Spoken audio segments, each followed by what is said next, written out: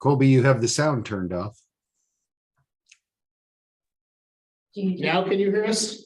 I can hear you now. Thank you. Good evening, everybody. Good evening. Evening. All right, Madam President, I think we're ready. What time is it?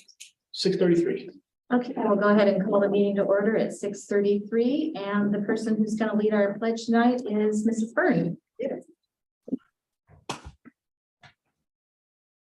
Your hand over your heart, ready, begin. Colby, you have the sound turned off. Of the United States of America. Now can you hear us? I can hear you now. Thank you. Good evening, everybody. All right, Madam President, I think we're ready. What time is it? Not sure what's going on over there with Go Bob. ahead and call the meeting to order. I think I know what it is. We can And take the a quick person who's second. going to lead our pledge tonight is Mrs. Byrne. Please. Your hand over your heart, ready, begin. Colby, you have the sound turned off. Oh, it's, States of America. now can you hear us? I can hear you now. Thank you. Good evening, everybody. This is why they tell you to turn the radio off. You're on the Great, radio. can I check to the live screen? Stream is the live screen. Go ahead and call the meeting to order. I think I know what it is. We can take. There's that delay. I think we took care of it, though. Your hand over your heart, ready, begin. Colby, you have the sound turned off. I've only Oh, said it's, States of America. what is going on here? I can hear you now. Thank you. Good You evening. had two rooms open. I saw you had two. I don't think so. They tell you to turn the radio off. You're on the Great, radio. can I check to the live screen? Stream is the live screen. Go ahead and call the meeting to order. I'm gonna leave. You're on Star Trek and they have There's the that delay. worlds that are overlapped. I think we took care of it, though. Your hand over your heart, ready, begin. It just keep repeating Rebecca's I know, that's it. It's, States of America. this is weird. And they're like going simultaneously and then we try to bring. See, you have two shows, two Googles open in Zoom. No, that's, this is the one that's open. No smithers over there, there's no search. Let's see if it fixed itself. Bob hung up. Bob might have hung up and come back in. Interesting. No, something new every day.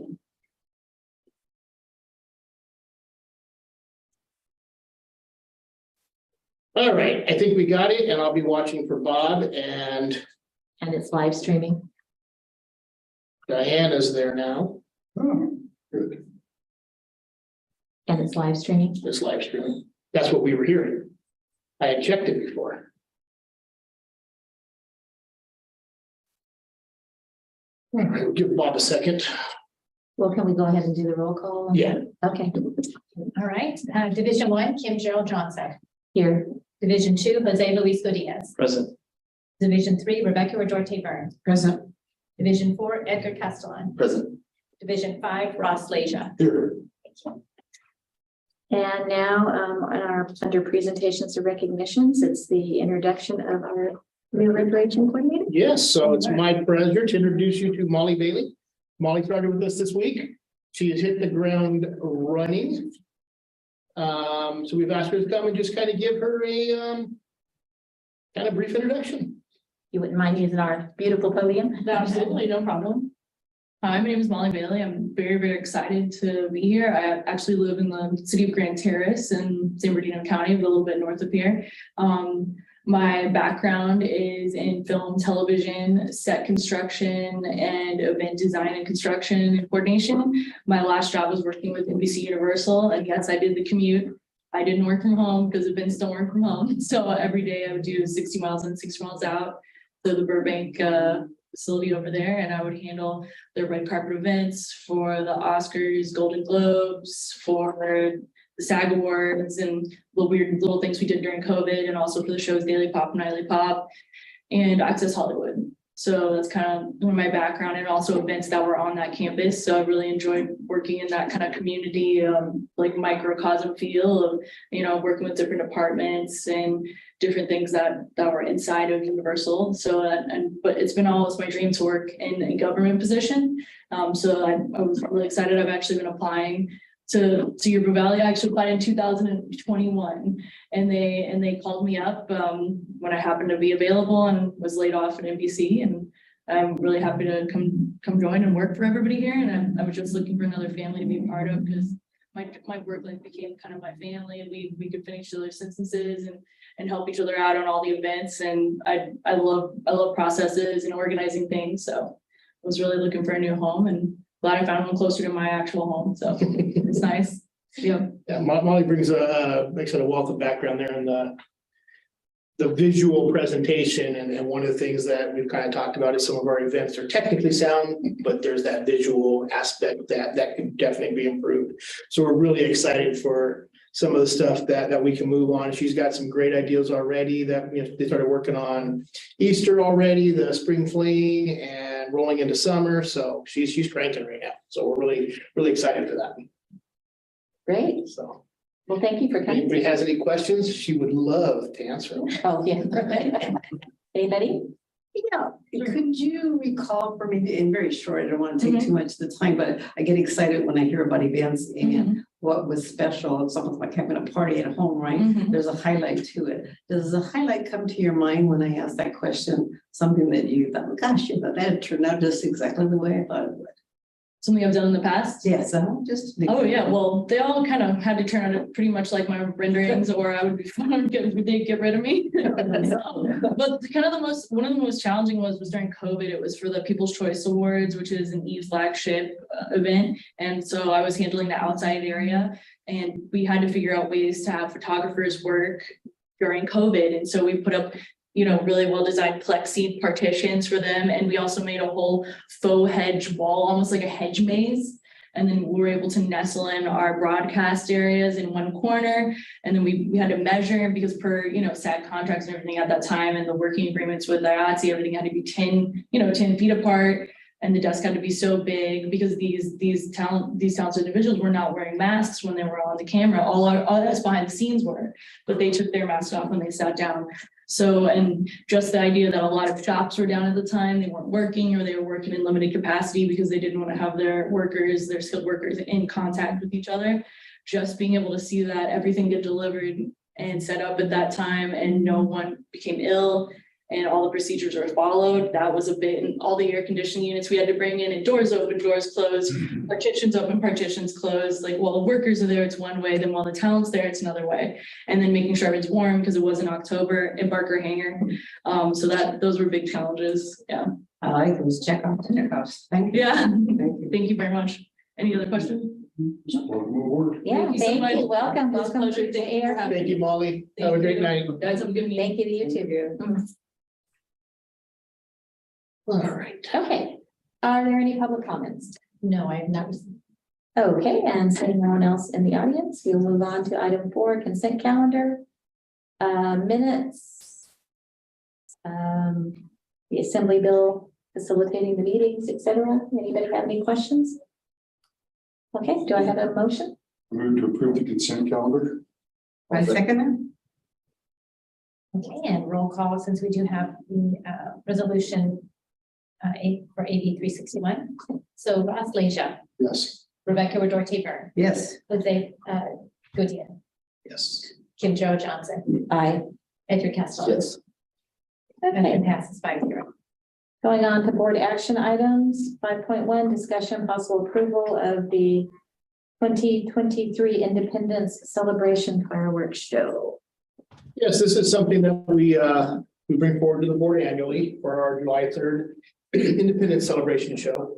One of the things that I had staff do a little bit differently this year, put out the RFQ or the RFP for a 3-year contract. We are facing some challenges just with everything we're doing, getting vendors, getting contracts confirmed. Fireworks have always been a challenge for us. And we all know the fiasco the city of Riverside faced last year when their fireworks contractor just didn't show up that day. Hopefully to be able to secure in our contract for multiple years, we're on the books. We don't lose our spot to anybody else. We put this out, publicly bid it. Sent it out to a number of different vendors we know of. Pyro Spectaculars was the only proposal that did submit their proposal. One of them said, thank you, but no thank you, as he does every year. He just can't commit to it staff wise. And the third said, we'll get you a bid, and never heard back from them. We did research other opportunities and stuff, and just nothing came to fruition here. The challenge, just like everything else we're facing, is prices are going up. If you look at the proposal, it's 33, 36, and 39,000 a year respectively, you know, roughly a 10% increase annually. Little hard to swallow, but it's the direction everything's running, unfortunately. So Well, I guess what's confusing to me is it's just gonna be 3,000 a year up every year till it's 90,000. I mean, I'm not at understanding. what point does it stop? Yeah, you what know, point are yeah. they not asking for 3,000 extra? I completely agree. So doing a 3-year contract doesn't get us any breaks? We're locking in the rate is what they're telling us. And that's what you're proposing now, right? That's the 33, 36, and 39. Yeah, that's what's proposed. It's tough pill to swallow. I get it.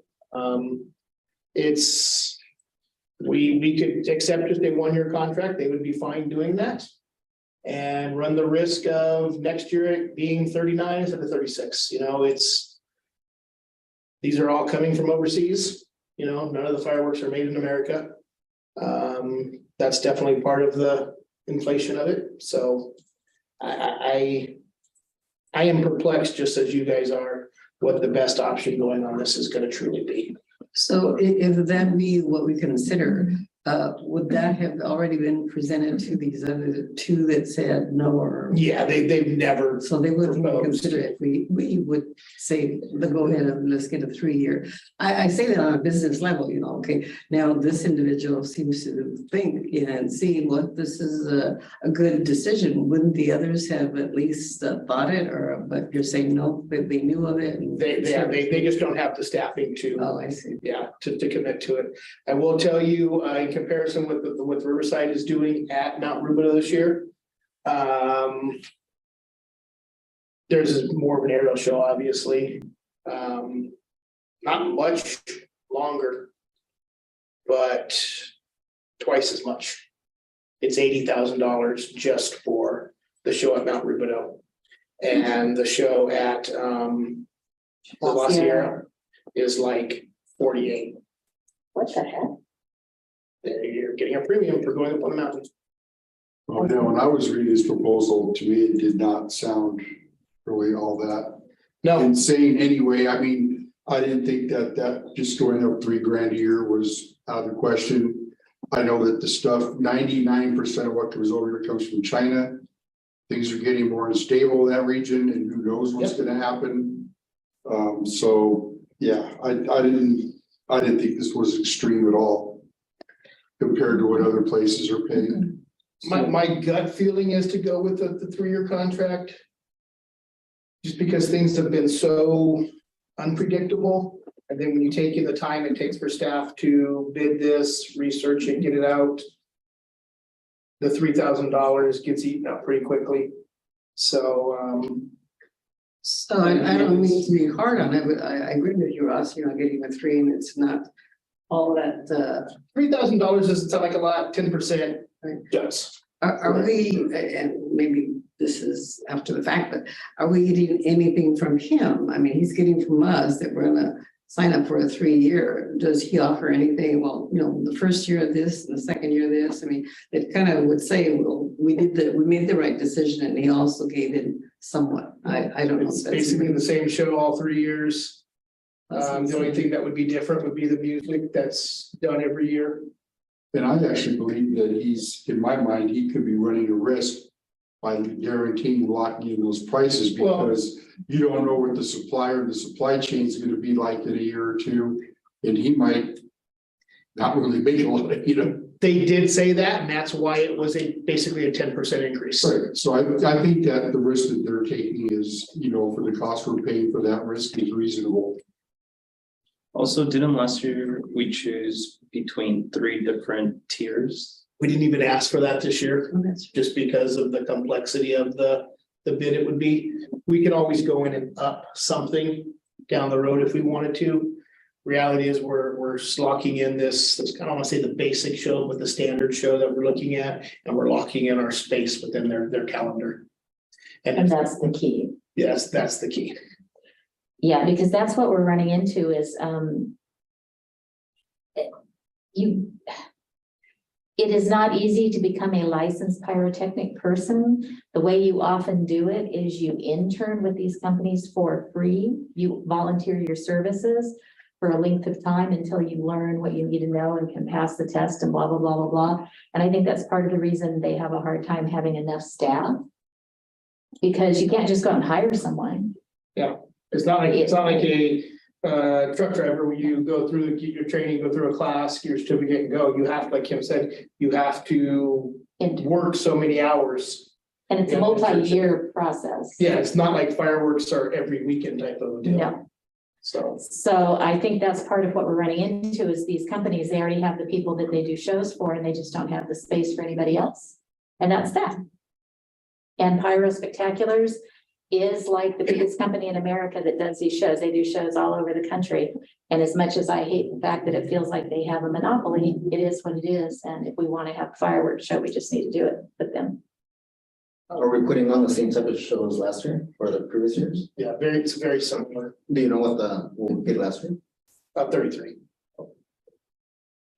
So this year is the same price as last Same year. place. Oh, okay. And the previous years before that, has it increased? It went up from, when we started out with them, the last 5-6 years I've been here, we were upper 20s, 28, 29. I think when I started on the board about 8 years ago, it was 20. And Probably then,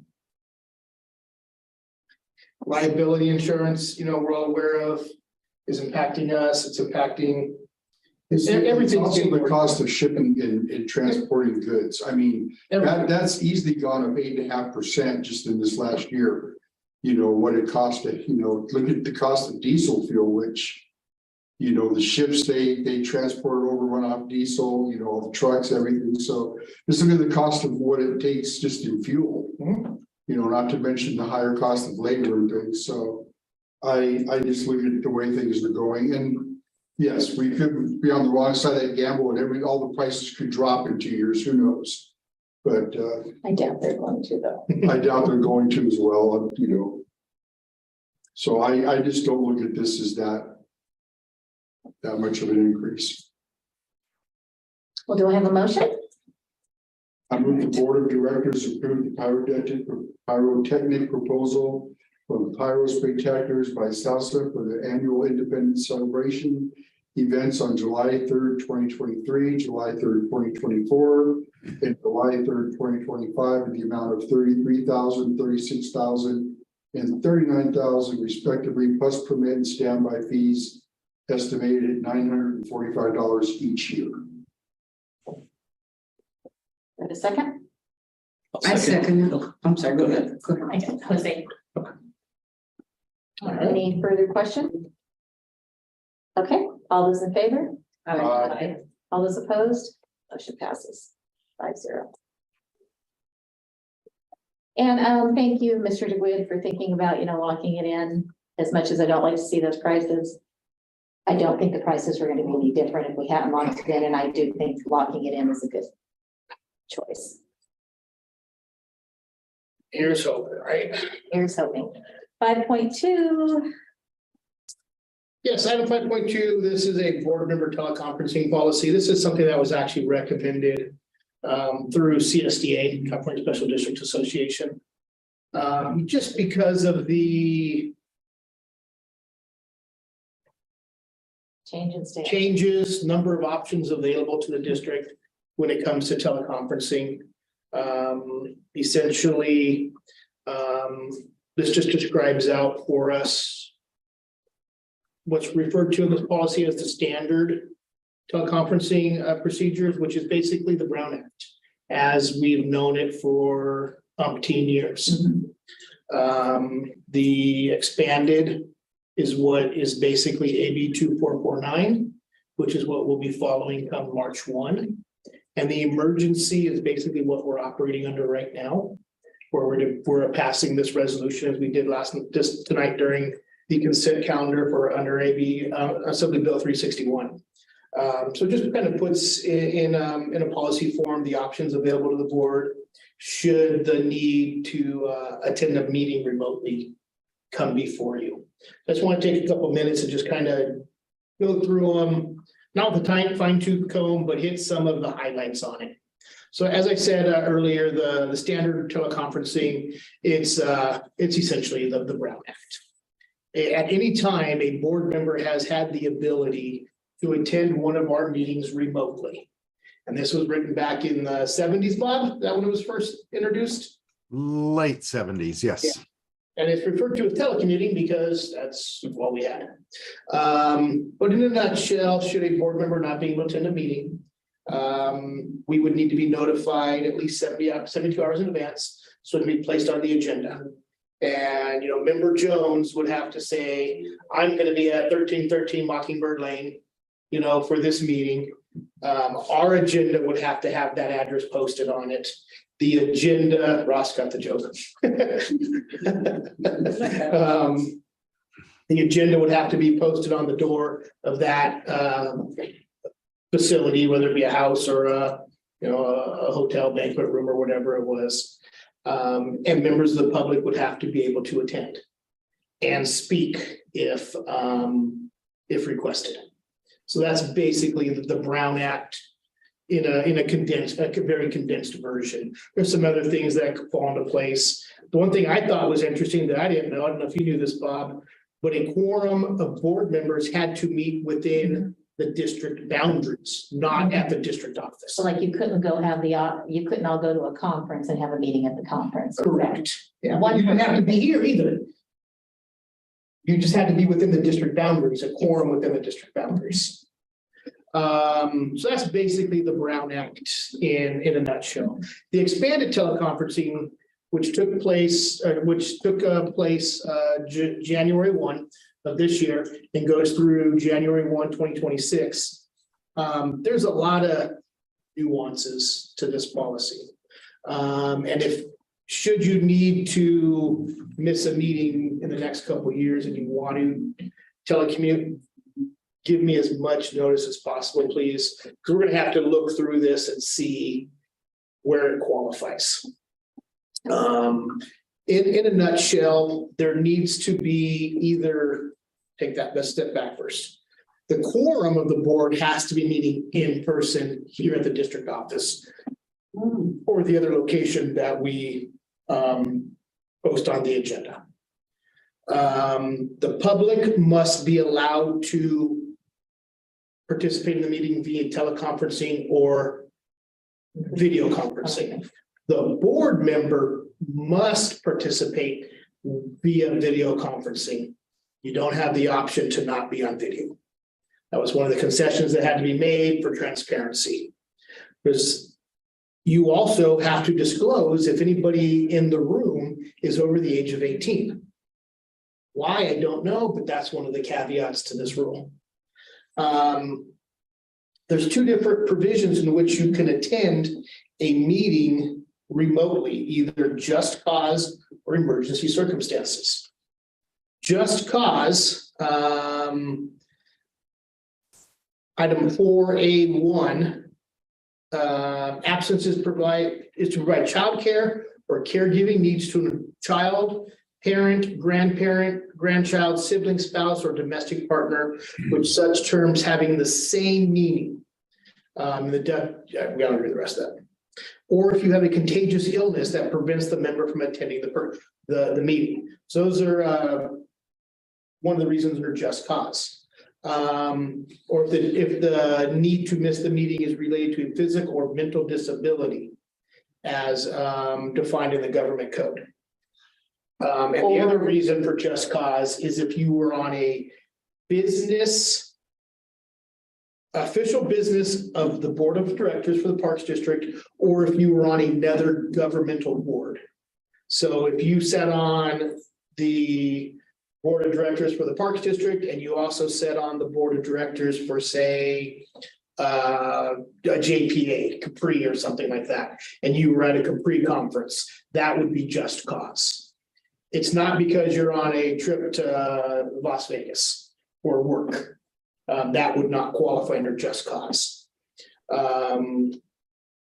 You could also attend under emergency circumstances, which is basically you're sick. And you got sick within that 72 hours notice.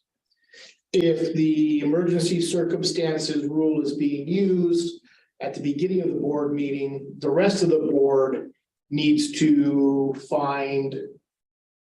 have a finding that, yes, Director Jones is sick. He cannot attend the meeting. Therefore, this is an emergency and it will be allowed. And then that member can participate via video conference under all the other guidelines there. The other caveat is you cannot attend a meeting via just cause or emergency circumstance more than 20% of your regular board meetings, rounded down to the nearest whole number, whole meeting. So essentially for us, that's 4 meetings a year. Anything beyond that, you would no longer be eligible to participate remotely. Under the emergency. Under the emergency, yes. Yeah. Okay. Is that clear as mud? No, it's cool. My first question is, Newsom extended his emergency powers once, so if he decides to extend, We haven't got to that one yet. oh, you haven't got to that That one. one's next. Okay, go for it, then I'll let you. So that's the emergency Before situation. you go on, Colby, before you go on, I've been trying to make sense of the difference between the expanded and the standard. And it appears that the biggest difference, besides all those additional things you have to do, the biggest difference is you don't have to have the public come in your house or wherever you are to attend the meeting. For the So- emergency one. Right. And Yes. in order to gain that advantage, you have to do meet all these other complex tests. Correct. And the reason for that is because the other caveat is if Mr. Jones is attending via teleconferencing, video conferencing, the public has to have that opportunity as well. So it's viewed as being there in the same room as them as anyways. There's no loss of transparency to the public. We don't have to give the public teleconferencing options under the Brown Act. Because they have the ability to come in person to our meeting. Now, the stating who is there above 18, that's if I'm at home doing that, I would have to state that my wife and my mother-in-law are also present and then. In the room. Just, okay. If you were in the room with them. If you were in a separate room with the door closed, you wouldn't. Wouldn't have to. You wouldn't have to. So does our previous meeting count as one of those 4 meetings? No. No. Because this doesn't start till the beginning of March. Well, I think we started January 1. We haven't adopted. We have not used it because we are operating under AB 361. This was Operate through February 28th. correct. So under the emergency procedures, which is AB 361 that we're currently operating on, you're all fairly familiar with the process now. The key factor is there needs to be a declared state or local emergency. It doesn't have to be just related to the pandemic. That's what brought it about, but the perfect examples would be the flooding that just took place in Northern California. If a local emergency is declared, say here in Riverside County, the board could adopt an emergency resolution saying attending in person could be a health or safety issue to the public or the board. And then we could go back to our remote meetings or partial remote meetings if we needed to. The only caveat is that expires January 1 of 2024. So we really only got 10 more months that's even available to us. And I want to make sure we all understand, if I'm understanding correctly anyway. When we talk about like these emergencies and not the stuff you were just saying, but the other stuff, that's for any one person. Correct. It's not, as a board, we can have an emergency. It's that if one person, you Correct. wake up 3 days before the meeting, you realize you've got COVID, you can, But one of the conditions is that there has been a proclaimed state of emergency and state or local officials have imposed or recommended measures to promote social distancing. So it does have to, it can't just be one person's emergency. You follow? I think Kim was referring back to the expanded. Oh, Yeah, the previous, not this Yes, one. but the yes. previous. yes, that's correct. Sorry. Yeah, unless there's that local emergency declared, we're talking about any one person, we're not talking about the board as a whole having a Zoom meeting True. Yeah. Yes, like we did last time, okay. correct. So, I mean, realistically, I have a feeling this is all coming down because there were probably some boards in California who went, ooh, Zoom, this has been great, let's not ever go in person again. and that I think that's partially true. I think ultimately, and I was on a conference call today and it was a big discussion of it. Ultimately, a lot of legislative discussion being taken place in regards to the Brown Act. A lot of things have come out of the pandemic that virtual meetings work, and they can actually show in certain circumstances increased public participation and frankly transparency. You know, go back to the beginning of the pandemic, we were having 17, 18, 20 people in some of our meetings. At the time was unheard of for us.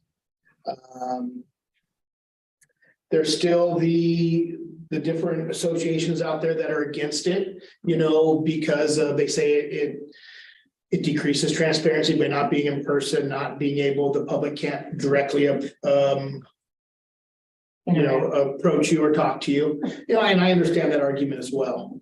There's a lot of discussion of some amendments coming to the Brown Act. If it actually happens or not will be interesting to see. But imagine a regional board, you know, especially like at the city council and county levels, where you have a council member that sits on the Metrolink board that meets in downtown LA. And you drive into downtown LA for a 2-hour drive for an hour meeting or a 2-hour drive home.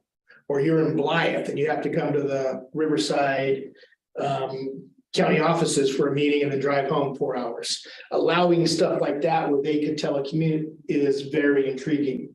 And they're showing that you're getting greater participation from the elected officials or the public that, you know, I'm not gonna drive from Blythe to Riverside to hear something on this CEQA document or whatever it may be, but if I can watch it online and participate, submit my comments, it'd be interesting to see if that's a whole nother issue, but I think eventually something's gonna happen to allow this. Any other questions from Mr. DeQuinn? Someone want to make a motion? I move the board of directors adopt the board member teleconferencing policy. Second. All those in favor? Okay. Aye. All those opposed? Motion passes 5-0. And just to reiterate, if there's ever a question, please contact me, myself and Bob and Loretta will go through this and make sure that we're getting it right. And I think the key is that if you know you're going to be out of town, let Mr. DeQuinn know as far in advance as possible, so things can be arranged. And also just because, you know, you never know what emergency might come up and he might need to call an emergency meeting, so he needs to know people are out of town. Perfect. Okay, 5.3 workshop goal setting. Yes, this is an annual workshop that we talks about within our bylaws that we do a annual goal setting workshop. We've historically done it the second meeting in January every year. I have a number of things in here that I you know, based on our previous discussion throughout the past year, the board's already indicated is a priority. Some things, you know, just from the activities of the last couple of weeks here have become more and more apparent that I think we need to make priority. And then as always, if there's anything from the board and there's consensus on it, we can always, you know, modify, change, add, you know, whatever to it. But it would just kind of go through the staff report here, parks and facilities. We're working on updating the Park and Recreation Master Plan. 2 weeks ago, we approved the RFQ. It's out right now for review, and hopefully we get some great proposals back over the next couple of weeks here. So we're excited about that process. Again, Avalon and Veterans Memorial Rehabilitation Plans. We need to get working on those. We really need to get the master plan done or near done before we start looking at that. You know, what we're going to do with those facilities, what our needs are truly. Do we need baseball fields? Do we need soccer fields? Do we need something completely different? You know, before we go through and start updating those facilities.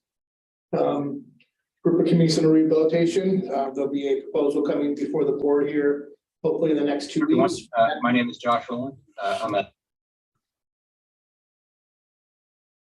Sorry about that. Oh, Oh, okay, that was you, Bob? Yes, it was. Okay, I thought there was somebody on the call. There'll be a proposal coming forward for architectural services for the rehabilitation of that facility. We've already set that as a priority. Continued investigation of land banking for future park sites. That's just been set as a ongoing goal for the past years. Recreation, development of a support level plan, something we've talked about in the past. You know, essentially figuring out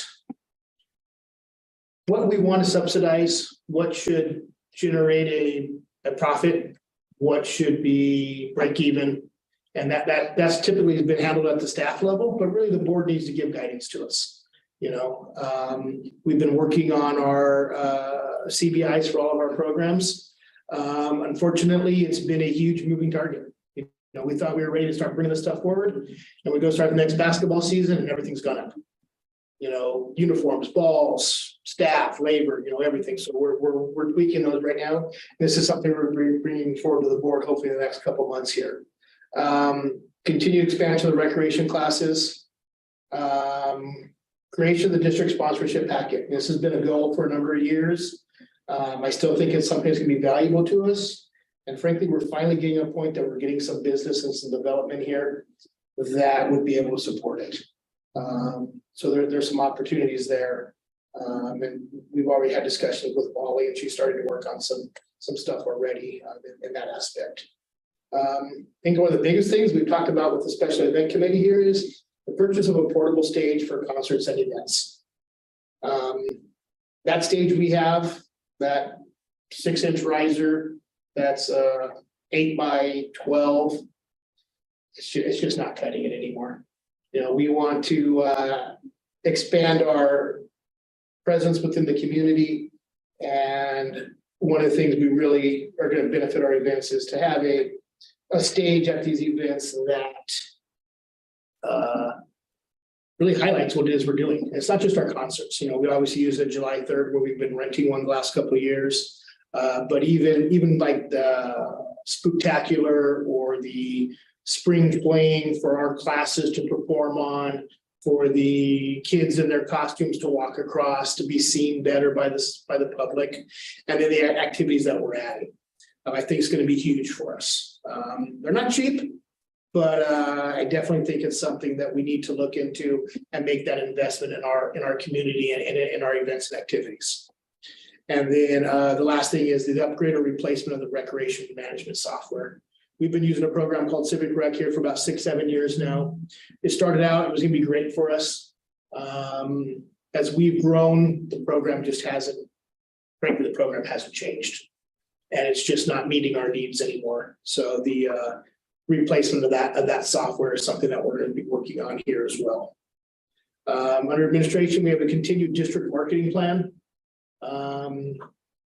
We need to update and review our park construction standards. We've made some changes over the last couple of years, as well as drought restrictions and stuff. We just need to make sure that we're up to date on that.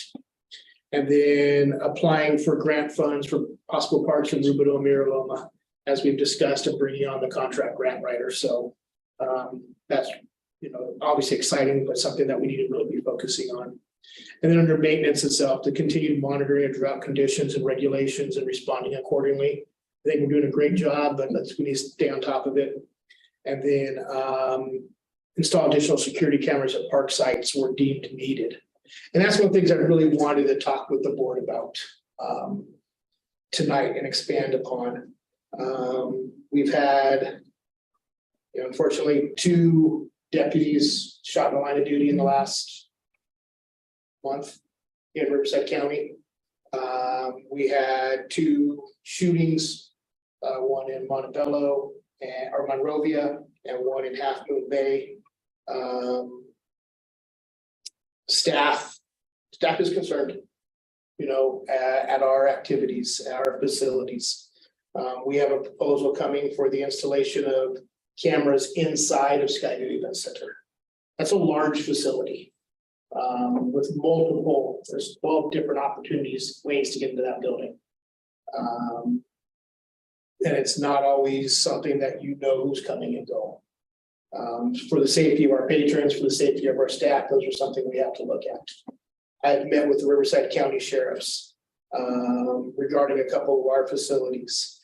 Memorial Park, we got broken into Christmas Eve, Christmas morning, as you guys are aware. The need to add some cameras basically on the front and side of the maintenance building. So that's better watched, as well as the sheriff would like to see something added in the front of the park. Specifically, they could name a couple incidences where the Circle K on Riverview and Mission had been robbed. And they've chased the Pearson in through the park and lost him. So they'd like to, anything that could help and aid with that as well. They'd like to see, we've added the cameras over at Shadow Rock. We've added the cameras at Rancho Rupa. As you're aware, we've had a lot of vandalism at the Rupa Community Center. We have the cameras in the parking lot. We're not having vandalism in the parking lot. We're having vandalism in the backside of the building. We had the catalytic converters falling off the van. That was in a blind spot. We spent a lot of time out here, beginning of January with our security company, doing some updates with the SIM cards and stuff in our units, and I learned a lot. We have a lot more room for expansion within our system than I thought we did. So we have the ability here at JCC to put some cameras on the backside of the community center, covering the back where all the windows have been broken out. On the corner of the maintenance shed that would cover the part of the parking lot and where they're breaking into either the trailer or vehicles, as well as graffiti that happens constantly at RT Arena. On top of that, we have the district office here. I've told you about some of the phone calls and threats that we received throughout the year. Nothing's ever come to fruition. But we keep all these doors locked here during the day now. So if somebody comes into the office, there's the counter and the door to the offices or the doors to the conference rooms are locked. But staff has inquired about cameras within the building here as well. The most heartbreaking thing happened today. Debbie called me because the seniors have come to her at the senior center, wanting the sheriff to come do an active shooter training for them, because they're worried about something happening now at the senior center. Our talk time program as well. I've instructed Loretta, we're updating our alarm systems right now, just getting them all on one system. We're installing panic buttons at the counters of all our facilities that'll immediately trigger the alarms should we need something, and that will automatically have our security company dispatch sheriff, no questions asked. So the safety of our public and our staff, I think, is really one of my biggest concerns right now. And I do know various staff have talked to me about it as well.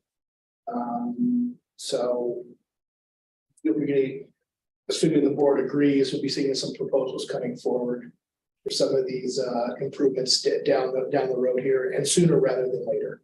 On top of that is continuing to secure our parks. The last park we have that we want to add gates to is Knowles. Kurt's working on bids for us right now. As we've been adding these gates to the parks, it is reducing our vandalism, so it is helping. We're taking away that attractive nuisance overnight.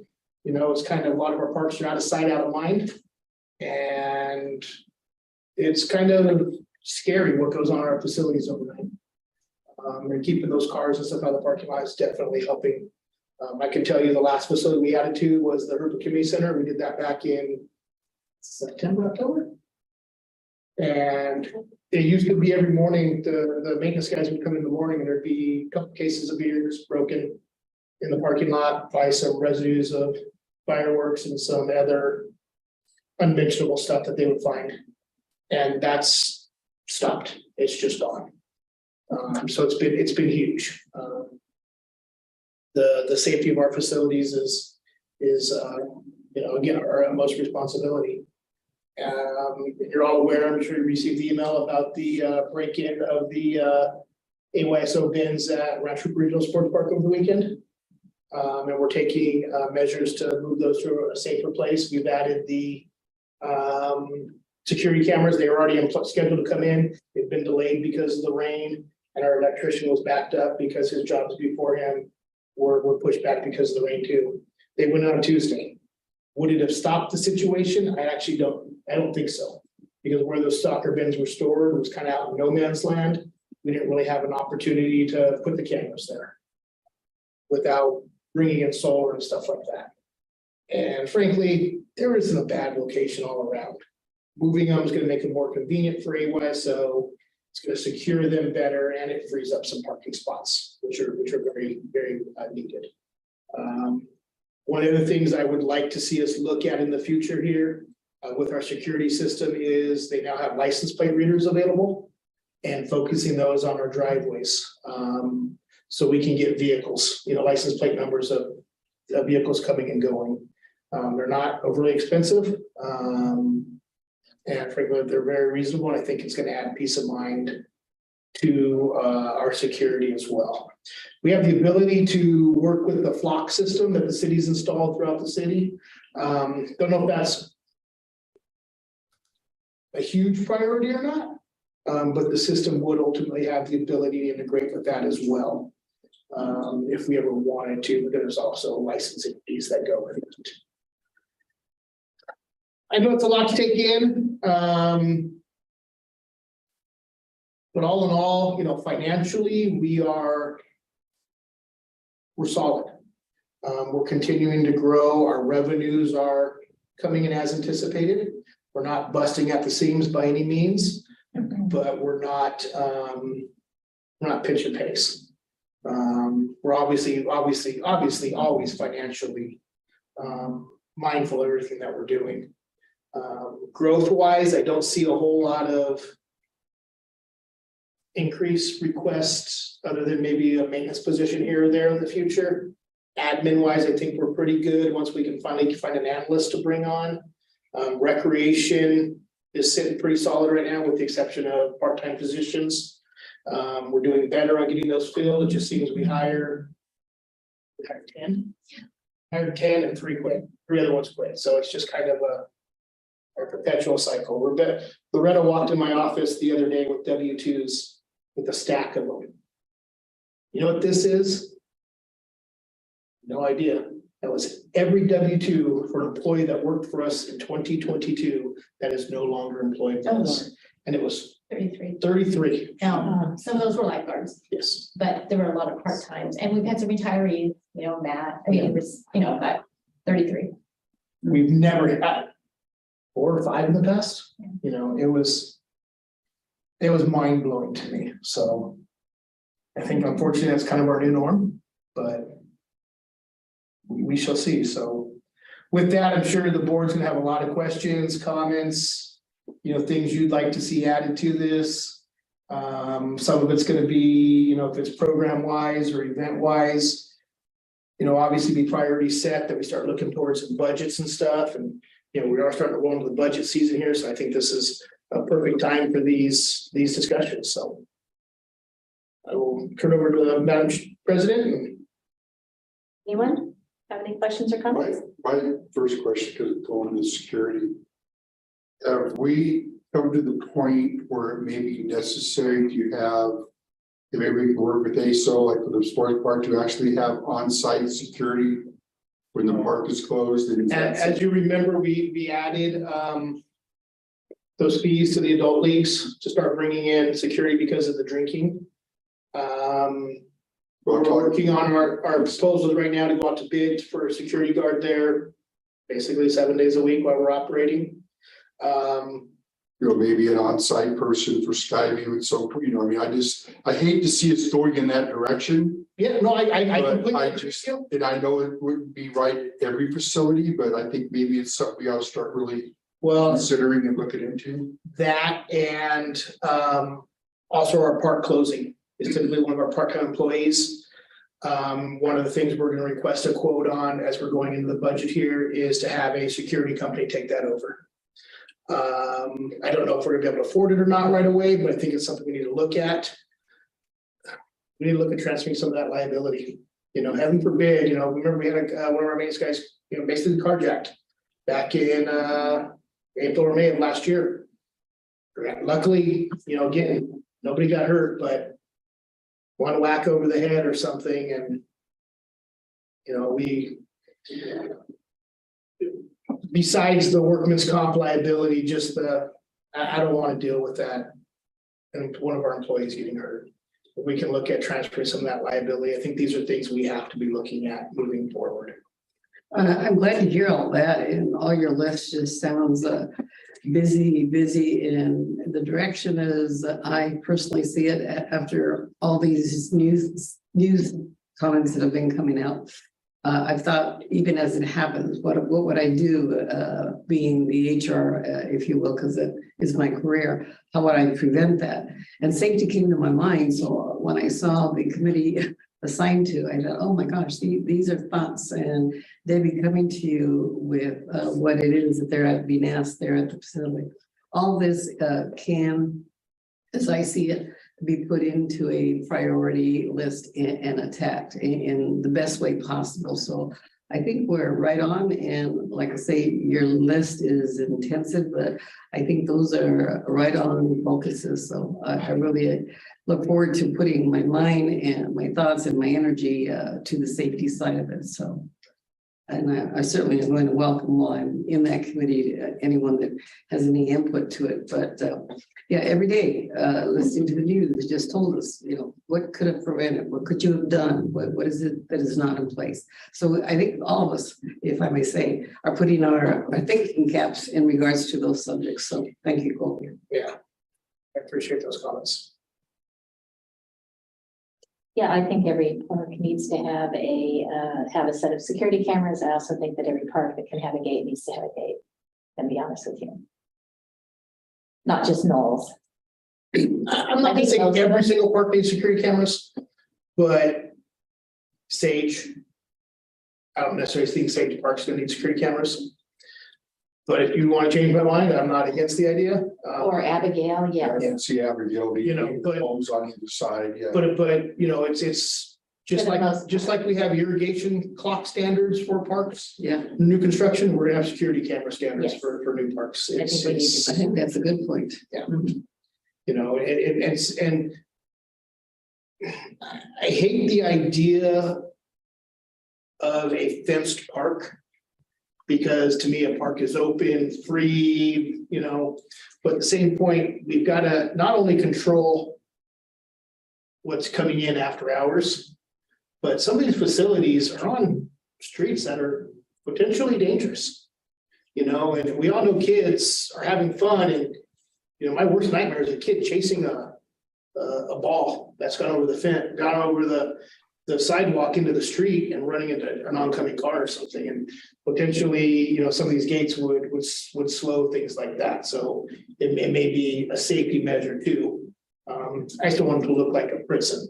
No, but I think the climate has changed. 100%. That's why I think 100%. you're right on to those points that you made as to what we should look at, assess, and then go to the next. And all have the same standard with the same meaning, and then an action now or an action later, as you're saying. I think someone had mentioned to me, and I brought that to your attention, the park right down the street from my house. He said, why is it always locked? And in the parks, they had different thinking then. As I've talked to them now, they understand why we do what we do and what the purpose is. So Yeah, exactly. And the fencing around those parks, because they're basin parks, is a complete different, we have to control a liability when they're full of water of somebody getting in there and getting injured. So there's multiple reasons for it. Let's just look at the difference in what schools, public schools look like now, than 20 years ago, or, you know, when we were, you know, in school or something, you know, used to be wide open, you know. Well, and back when we were first talking, when we were just talking about putting in security cameras, we didn't really even have any. And there was a situation where an altercation had occurred on the street over by Clay Park. And someone was hurt or killed. I can't remember what it was. And the family of the person came to us and said, hey, can you give us the security footage from your park so we can turn it over to the sheriff's department and see what we can do about figuring out how this happened? And we had to say we had none. So to me, also part of putting security cameras in our parks is about being a good neighbor. If something happens to someone in your family and they go running through our park, we're gonna all hope that the Parks District will be able to step up and say, hey, we can help figure out what happened here. Here's the footage. And I can share with you recently, again, this year, we were contacted by the CHP regarding some video footage they wanted from Riverbend Park. That there were some suspects that were reportedly at the park that were involved in a shooting on the freeway. And we had phenomenal video of what they were doing that was not legal within the parking lot at 2 o'clock in the morning. So like you said, it's a kind of a good neighbor thing as well. So That was gonna be my question as well. Have there been instances where we've? definitely. Sunday, not related to Shadow Rock Park. I got messaged on social media that 2 cars parked on 20th Street, they were rock climbers, got broken into. So I pulled up the camera footage and sure enough, see a white car pull up, walk up, smash windows, get in, Oh, geez. and gone. It was far enough away that you couldn't get license plates. It was a good, like 250 yards away, but they picked it up. There's been incidents at the skate park, fights that we turned videos over to the sheriff. There was an incident, Tuesday morning, Riverbend. We've had an issue with a gentleman. I say gentleman, but we've proven it now. He's been drilling out the locks in the bathroom to the mechanical area. We've had to put hardened steel locks in. $600 a pop. He's been drilling those out.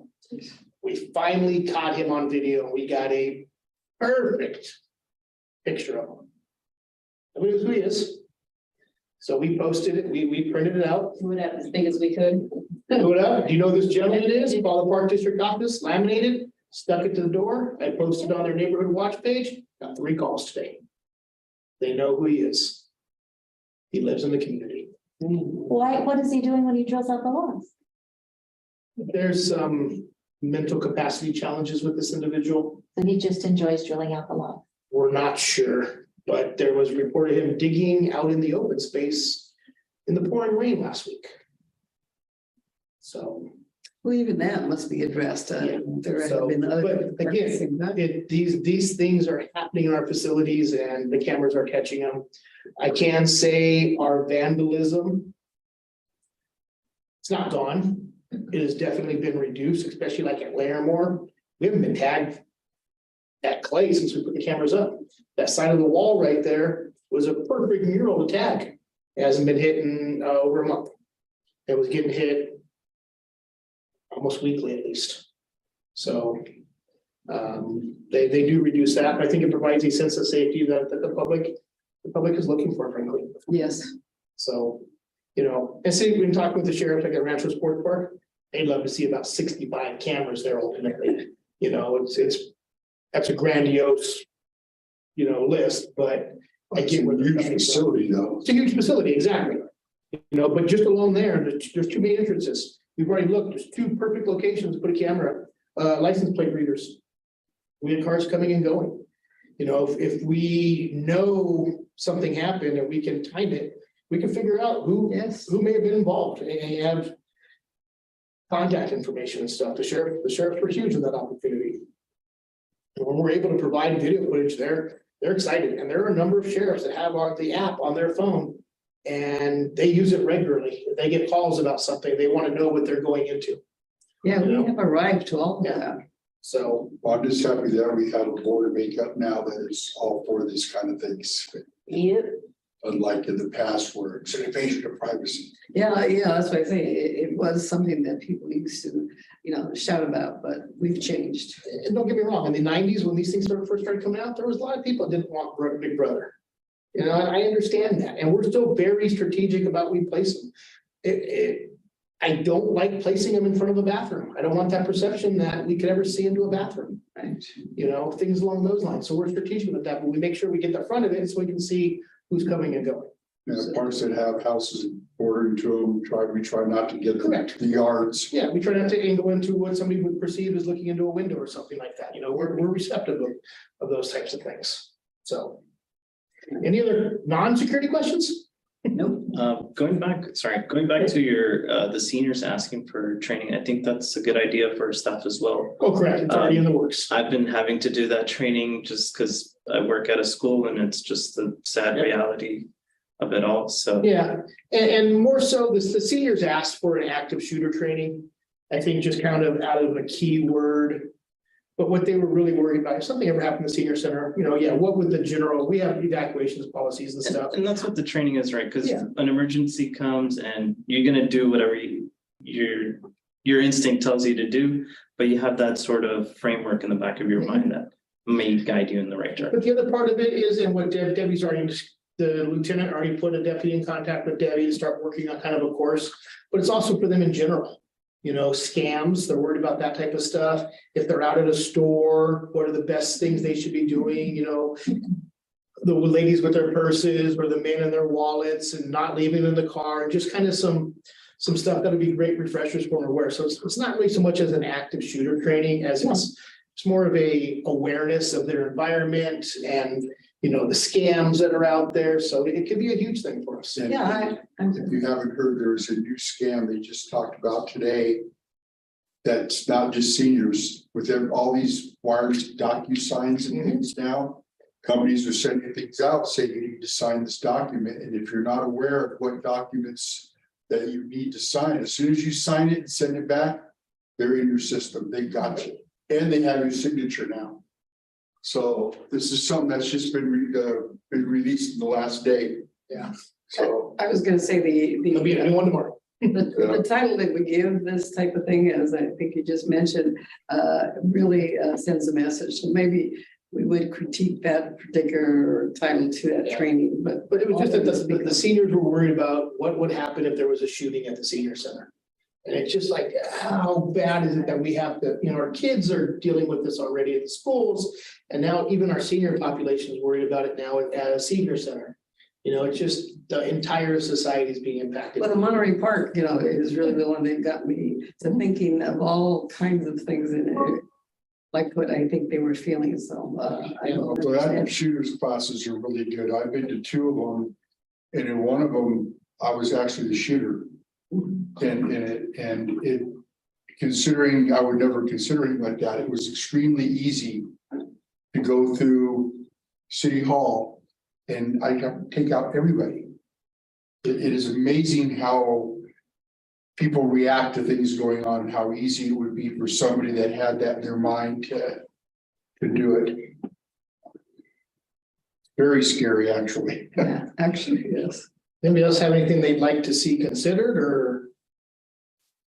Well, definitely that safety assessment, as I think you mentioned, well, really, they're also important. I guess we would need to make a decision like that collectively, because you all have several points, if not the same point, but they're all interesting. I think we just need to take it as a group first, and then go on to the next group of things that we need to address. I think security needs to be, safety needs to be some of our higher priorities this year. I'm wondering, Absolutely. That sheriff that got killed was literally 10 houses from me. We were on lockdown the whole time, the whole day. We couldn't go anywhere because, until they had the thing. In fact, I notified Colby as soon as it happened because I was like right there at the scene and told you, don't let any park personnel come this way, thank you. So, And we've implemented procedures too. We put Skyview on lockdown when they were that way with the chase and stuff, we've gone through these. What do we do at Tot Time? What do we do at Senior Center? it's pretty scary. That was, like I said, 10 houses for me. And a couple weeks before that, when Donnie was in the hospital, my ring camera started going off. I have video I can show you of all the sheriffs around my house in my driveway, looking in my cars with their M16s out and everything. And they actually brought dogs in our car because somebody was, to get a ring, was jumping fences through all the houses. Lovely. And they asked to see any of my ring footage and stuff. So that's twice like in a month. And something's happened, in my neighborhood. So I'm adding cameras. I think that what, to me needs to happen is people need to be assigned to these things. Because it can't all be you. Nope, not at all. So I think what I would like to see is who's going to get assigned to each one of these and And obviously, everything can't happen simultaneously, but the priority, this is happening first, this is happening second, first half of this year, second half of the year, and all that jazz kind of thing. So one of my questions for the board, before we spend too much time on it, is what is your feeling on a trailer, a stage? That's something you would be interested in entertaining the idea of? They're not cheap. You put it out there. Where are we gonna store them? Those are some options we're still looking at as well. We have some options, we have some different things available to us. But one of the things is that was surprising to me, found out this week. They're 14 months out. So if it's something we want to do, we want to have available for next year, we kind of need to make the full trigger now. You know, So sooner. now you're talking one with the built-in lights, the whole thing, that, you know. I don't want to say go big or go home, but we've looked at some very basic ones and we watched the video on how to set it up and we're sitting there going. All this is a trailer that holds a stage. You still have to put everything together. Would there be the possibility of storing it inside the building over here? No, it's too big. But there is a possibility of storing it at some secure locations owned by other public agencies that have indicated they would allow us to do that. Well, I think to entertain it, that's where I'm at. Now that we were talking about these different priorities, I think it's kind of just entertaining it right now to have to make. Before we put some staff time into it and bring back a presentation and some bids and stuff. to That you, might be. I just want to make sure that we're at least not barking up the wrong tree. Yeah, certainly willing to. Okay. See what it would cost and. Now, is that the kind of a stage that JCSD has? Yeah, oddly enough, we found out this week that company's no longer manufacturing that model. Okay, but they have a Same stage with concept. lights and, Correct. okay. Yeah, correct. And we bring back, we've been looking at it, but we'll bring back a whole nother. So we're not gonna need to go out and buy another Julie to tow this thing around, are we? Okay. They're a lot smaller. One of them you could tow in my Ranger, I was really surprised. Yeah. So. For information. All right, and then the only last thing I want to throw out here, part of the goal setting, and it's gonna be part of the budget here is. My assumption at least is 2024 is the district's 40th anniversary. So we were founded in 1984, so we're coming up on the 40-year. The 40th anniversary. My assumption is we do something year long. I don't necessarily think there's a specific anniversary event per se, but we theme stuff on the 40 years. We add a 40th to our logo or something like that, you know, brand everything. We do some special stuff in conjunction with our events and stuff. But again, that's something we need to start planning now, looking at budget, and it really crosses two budgets because of the 2023-2024 budget year. That would be a year, you know, that we start on. I think good timing that we have our new event person here. I would say, yes, that. I told her, keep in the back of her mind, and she was spitting out some ideas. Yeah, I would imagine she would. I mean, all that she'd done, yeah, that would be great. Yeah, no, I'm all in favor of that. Okay, so just on concept that, Yes. okay, good. Because I think one of the things that we've struggled with is people understanding who we are and what we do versus other public agencies. And if we're like really promoting ourselves, this is our 40th year. Maybe it will help people start to understand. Yeah, I like that kid. I remember when they had that one parade and you and I were handing out T-shirts. And it seemed like everywhere we went for the rest of the year, we were seeing kids in those T-shirts. Yeah, there you go. And I think that'd be a great thing, a 40th anniversary T-shirt to give out to kids, so it's out there. It's Something, yeah. everybody advertised, because that seemed to work, I mean, so well. That's a Well, good. and just, yeah, even just our regular giveaways that we do at different events and stuff, but, you know, something different, but a 40th, you know, I don't know what it would be, but. Anything you could put the 40th on it. 40th. And it is, you know. But, you know, we could do, you Yeah. know, this little discussion for that. Absolutely. We're over the hill now, whatever, you know, whatever it is, we wanna, I just look at it as time to remap the trailer, yeah, well, that's something else that needs to happen, so. Okay. but do that with our 40th, you know. Problem with that is you gotta do it another year, so. I like Oh, that. I see. Very good idea. Anything else? Can you elaborate a little more on what the marketing plan strategy is looking like? Well, Molly's only got 4 days under her belt so far, but she's evaluating a lot of our stuff. We are looking at changing the format of our recreation brochure. Right now, the finished product's 5.5 by 8.5. We're looking at going to a regular 8.5 by 11. They give us better use of space. Be more prominent when it comes in the mail, that people will really see it. That's definitely one. We are looking into potential strategic lease of billboards around the district. Especially in areas that were underserved, Miraloma and Rubidoux. To get the word out of, big stuff coming, whether it be events or swim lessons or, whatever it may be, or just look at the recreation brochures in the mail type of a deal. What we're doing is far better than what we were doing 6-7 years ago, but we still have a ways to go. Enhanced translation, all of our stuff. Molly didn't talk about it, but she is bilingual. Oh, nice. Not written, but verbally. She speaks, doesn't write well. But that alone is just huge for us as well. Going to some marketing campaigns, videos are huge, more than, static graphics and stuff.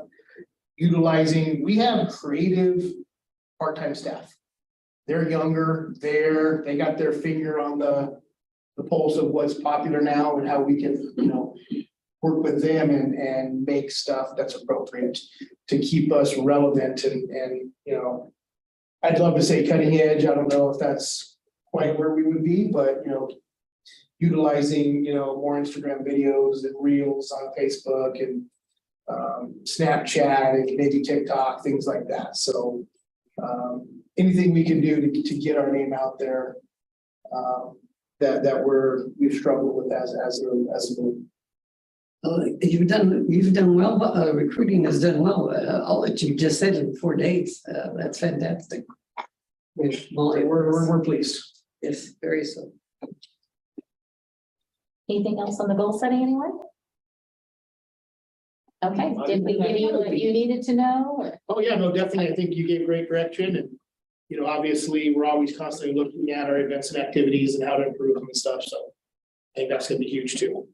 Did we fill up all the full-time positions that were open last year? We currently have the analysts that will recruit that we're trying to bring somebody on. And right now, all our maintenance positions are full, which is huge for our maintenance staff.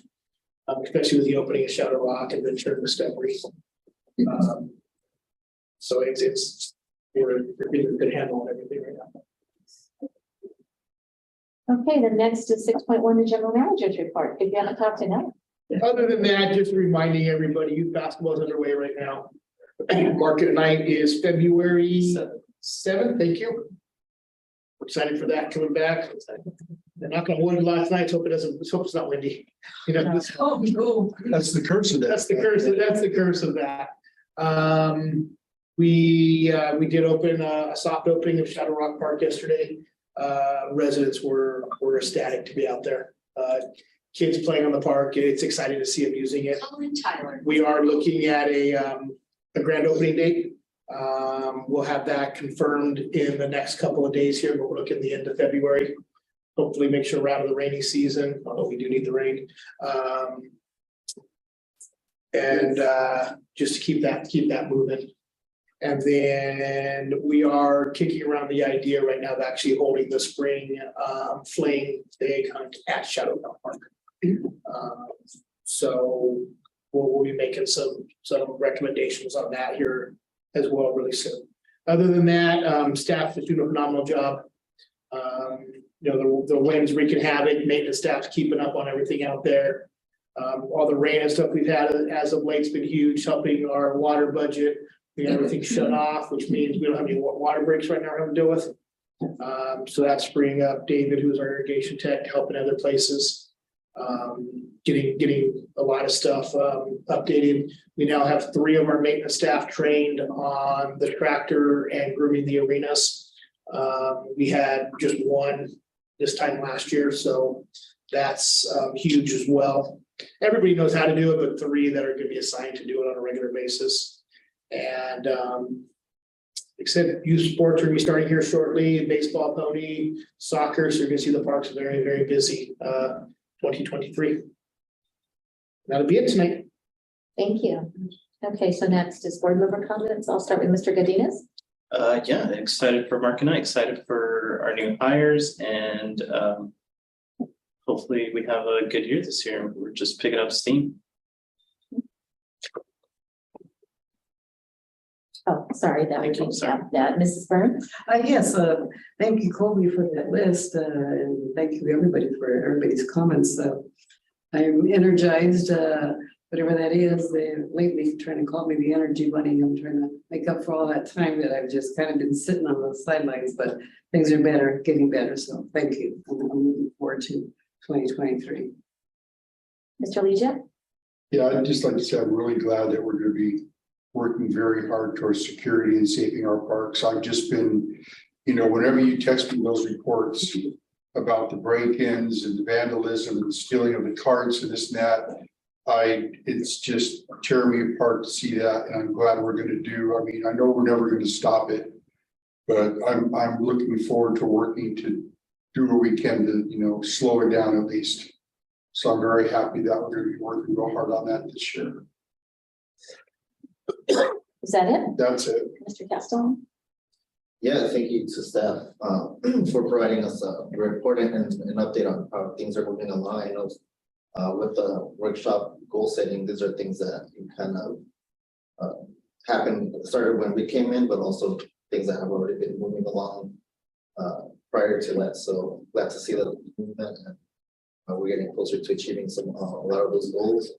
And yeah, very happy for the soft opening of Shadow Rock and forward to the grand opening next month. That will be it for me.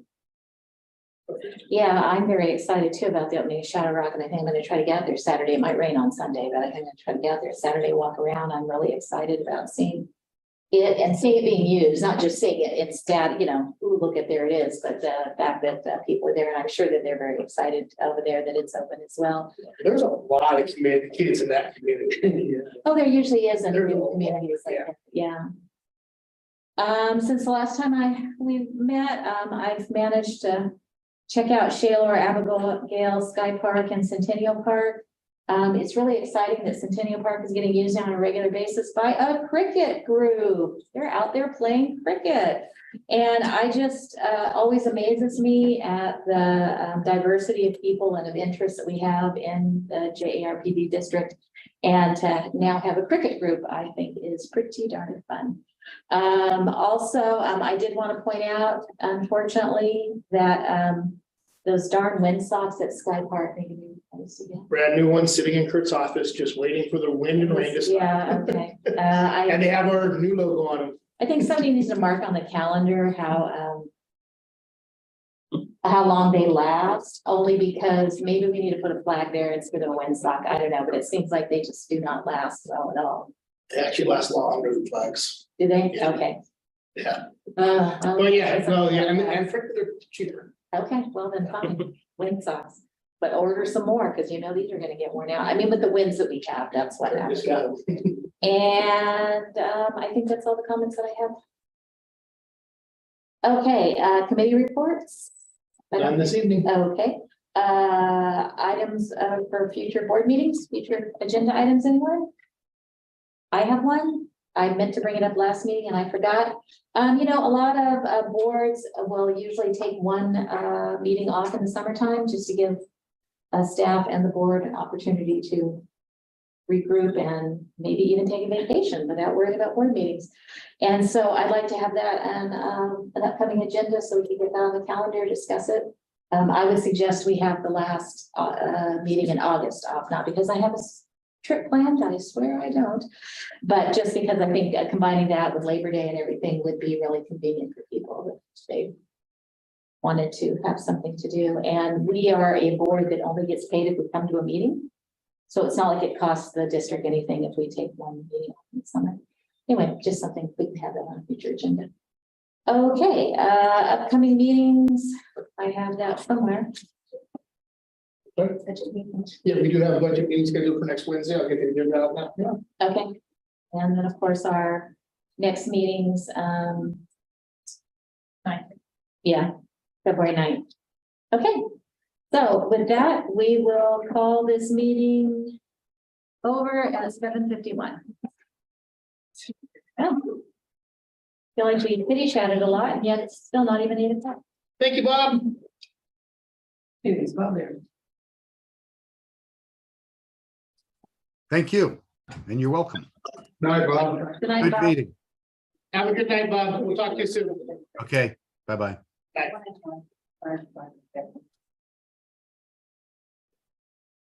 Good night, Diana. Night, John Boy.